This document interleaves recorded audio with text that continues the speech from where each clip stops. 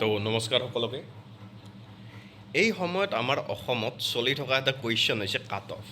সেইটো Assam direct recruitment 2.0 কাৰণেই হওক বা আসাম পুলিচৰ কাৰণেই হওক চ' বহুতে সুধি আছে যে কাট অফ কিমান যাব পাৰে মানে আসাম পুলিচ হওক বা ADRE 2.0 হওক কিছুমানে DMEৰো সুধি আছে আমি বাৰু গোটেইকেইটাৰে ইয়াত এনচাৰ দিম মানে আসাম ডাইৰেক্ট ৰিক্ৰুইটমেণ্টৰো এনচাৰ দিব ট্ৰাই কৰিম আসাম পুলিচৰো দিম আৰু DMEৰো দিম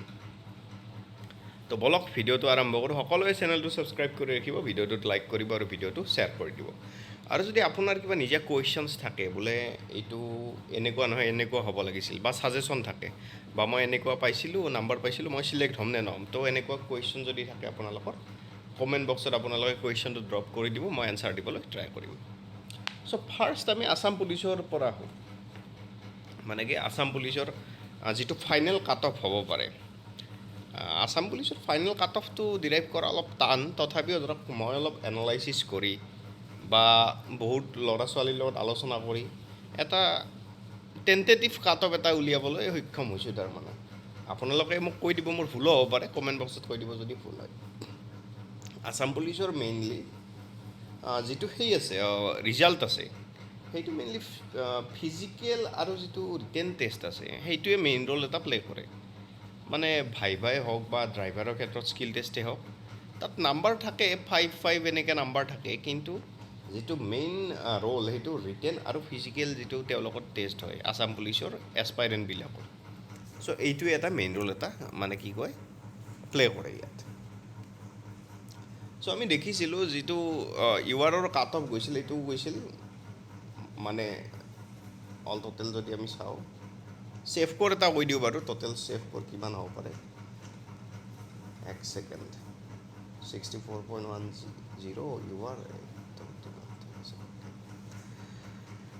চ' চাব যদি একদম ছেফ স্ক'ৰ এটা কোৱা যায় আপোনালোকৰ আসাম পুলিচৰ এটা ভাল বস্তু ইয়াত অভাৰলেপিং নহয়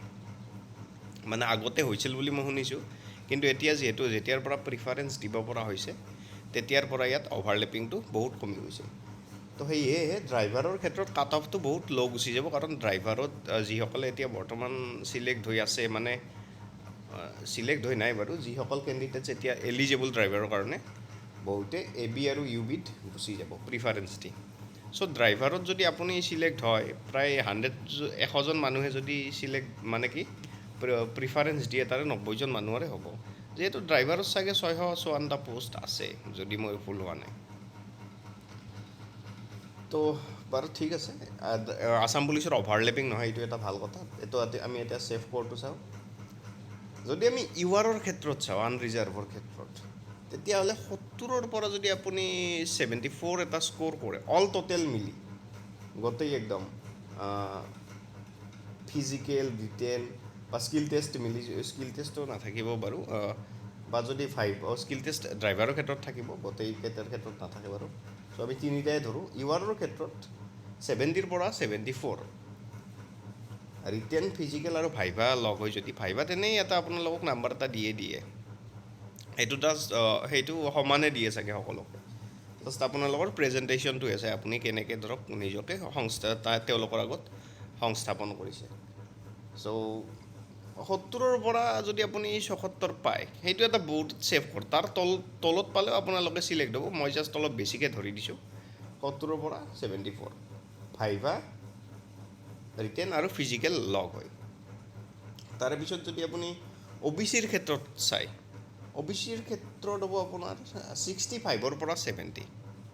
65ৰ পৰা 70 যদি আপুনি লাভ কৰে আপুনি চিলেক্ট হোৱা চান্স থাকে ছেফ স্ক'ৰ এইটো এটা ছেফ স্ক'ৰ মই বেছিকৈ ধৰিছোঁ তাৰে পিছত আপোনাৰ যদি আমি SCৰ কাৰণে চাওঁ SCৰ কাৰণে ধৰক 62ৰ পৰা 66 এইখিনি যদি মাৰ্ক স্ক'ৰ কৰে মানে কি SCয়ে তেতিয়াহ'লে তেওঁলোক এটা ছেফ স্ক'ৰৰ ভিতৰত সোমাই যায় ছেফ স্ক'ৰৰ ভিতৰত ST প্লেইনৰ ক্ষেত্ৰত এইবাৰ ST প্লেইনত অলপ কাট অফটো হাই গৈছিল মানে কি ফিজিকেল বা ৰিটেনত চ' ইয়াত যদি আপুনি ধৰক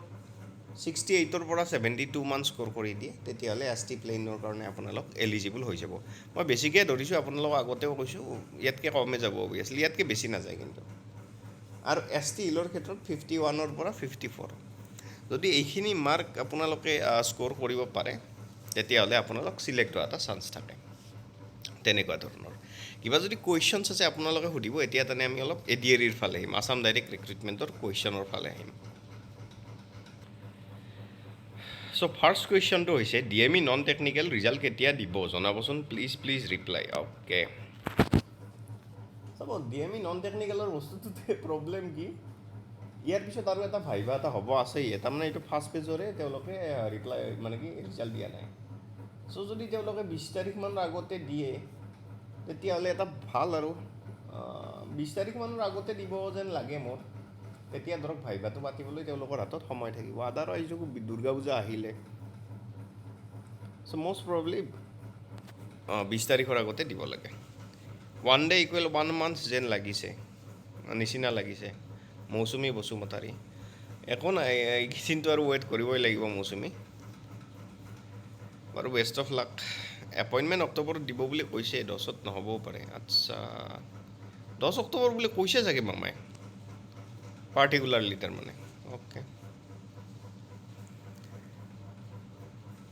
দাদা ৰিপ্লাই দিব ITI ৱায়াৰমেন ৰিটেনত 52 আছে কিবা চান্স আছে না দাদা আচ্ছা যদি ভাইবা এভাৰেজো হৈছে মুন্নি অফিচিয়েল হৈ যাব যদি আপডেট নাই ভিডিঅ' কিয় বনাইছা অ'কে সৰি ভাই দাদা ৰিজাল্টটো দি ইমান সোনকাল স্কিল টেষ্ট ভাইবা পাতাটো পচিবল না কাৰণ লাষ্ট টাইম DHSৰ স্কিল ভাইবা কণ্ডক্ট কৰোঁতে 1 উইকৰ বেছি লাগিছিল এইটো কথাই কৈছোঁ তেন্তে 12, 14, 17 ছেপ্টেম্বৰৰ চাগে গভমেণ্ট হলিডে আছে তাৰপিছত পূজাৰ বন্ধ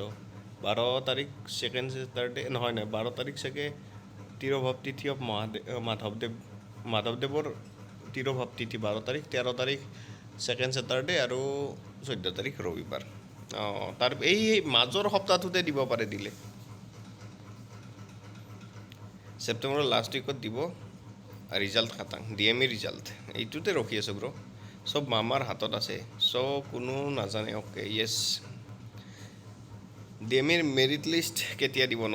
টেকনিকেলৰ মেৰিট লিষ্ট অ'কে তো যেতিয়া নন টেকনিকেলৰ ৰিজাল্ট দিব তেতিয়া চাগে একেলগে মেৰিট লিষ্টখনো উলিয়াই দিব তেওঁলোকে দাদা ফাৰ্ষ্ট কমেণ্ট ৰিপ্লাই দিব ITI ইলেক্ট্ৰিচিয়ান 49 পাইছোঁ কাট অফ ইমান গৈছিল ভাইবা 10 আছে চান্স আছে 100% চান্স আছে চিন্তা কৰিব নালাগে মই ভাবোঁ অক্টোবৰৰ 3 পৰা 6 ভিতৰত ৰিজাল্ট দিব অটো ভাইব তো সেইখিনি ডেট তাৰমানে বহুত কি ক'ম আৰু সেইখিনিতেতো দিয়া চান্স এটা হাই চান্স এটা আছে বা যদি এই মান্থৰ যদি লাষ্টত নিদিয়ে বাৰু তেতিয়াতো দিবই লাগিব চ' এনেকুৱা ধৰণৰ কাৰোবাৰ যদি আৰু কিবা কুৱেশ্যনছ থাকে কমেণ্ট বক্সত সুধিব ভিডিঅ'টোত লাইক কৰিব ভিডিঅ'টো শ্বেয়াৰ কৰি দিব ধন্যবাদ